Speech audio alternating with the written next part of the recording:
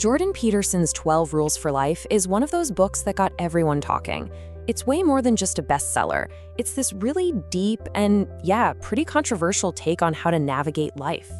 So in this explainer, we're going to dive into a few of the core rules and see what this antidote to chaos is all about. So let's start with the big one, the question the book really tries to tackle, a question I think we've all asked ourselves at some point. Why is life so difficult? The whole book really kicks off from this pretty stark idea that suffering and chaos aren't bugs in the system, they're features. They're a fundamental, unavoidable part of being alive. To really set the stage for this problem, Peterson brings in thinkers like Leo Tolstoy. And this quote, wow, it just nails that feeling of being stuck, right? Your rational mind sees all the harshness and suffering and can kind of lean towards nihilism. But then faith often asks you to just set reason aside. It's that huge dilemma that creates the chaotic backdrop for all the rules that follow. Okay, so if life is chaotic, where in the world do you start? Well, the book's first answer is surprisingly physical. Rule number 1, stand up straight with your shoulders back.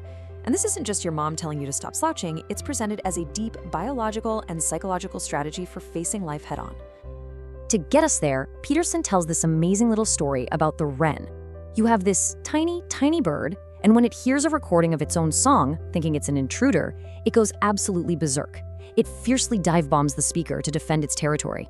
It's this raw, primal drive that tells us something really important about status and having a place in the world.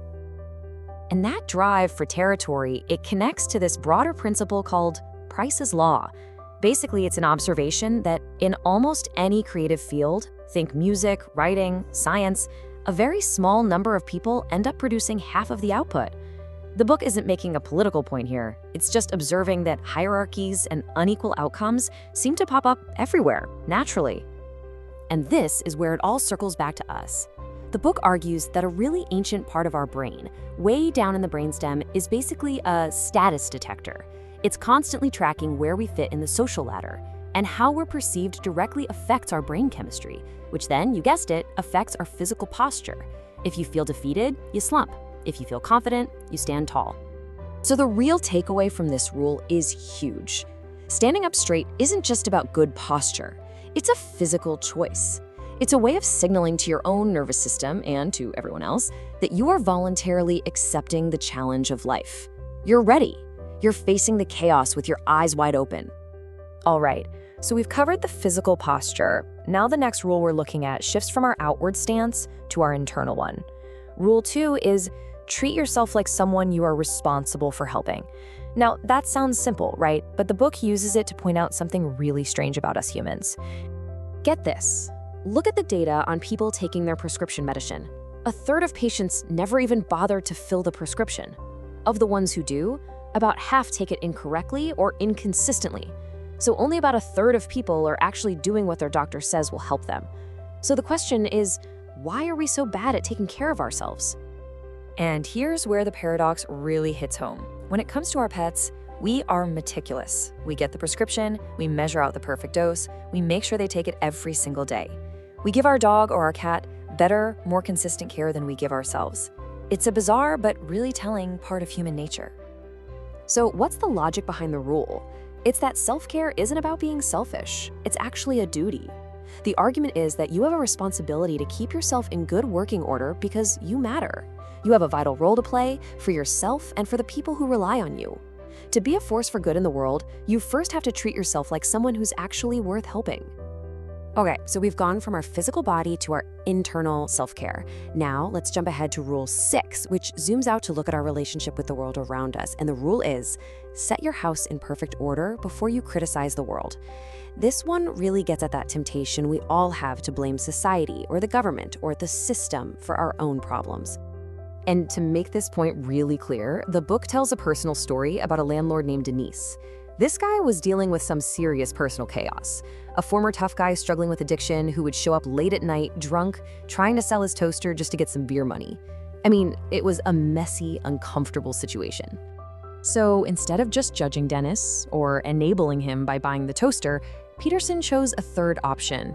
He describes having one single, really carefully thought out, truthful conversation. He just laid out his position honestly, without any contempt. He basically took responsibility for his little corner of the problem. And you know what? It worked. Dennis never came by to sell him anything ever again. And that story perfectly illustrates the core of this rule. Before you go out trying to fix the world's giant problems, you start with what you can actually control. That honest conversation was a perfect example of just cleaning up your own side of the street. It's about fixing the chaos that's right there in front of you first. So you have these rules. The physical one, the internal one, the outward one, they're all presented as tools. But tools for what exactly? And this brings us to the book's big central idea, that a meaningful life is lived on the razor's edge between order and chaos. So to picture this, imagine your life is a path. On one side, you have order. That's everything you know, what you've mastered, your security and stability. On the other side, you have chaos. That's the unknown, the challenges, the scary new territory. According to the book, real meaning isn't found by staying safe in order, but by walking right on that line between them, with one foot in what you know and one foot stepping into the unknown. And this whole framework suggests a pretty radical idea about the goal of life. It argues that the point of it all isn't to be happy, because happiness comes and goes. The point is to find meaning. It's to find a purpose so deep and so compelling that it gives you the strength not just to get through the suffering of life, but to actually find value in the struggle itself. Ultimately, the book kind of leaves you with this powerful challenge. It's a call to action. Take responsibility for your life, face the chaos head-on, and create a life of meaning. It leaves you with this one final, pretty profound question to ponder. What good are you going to bring into the world?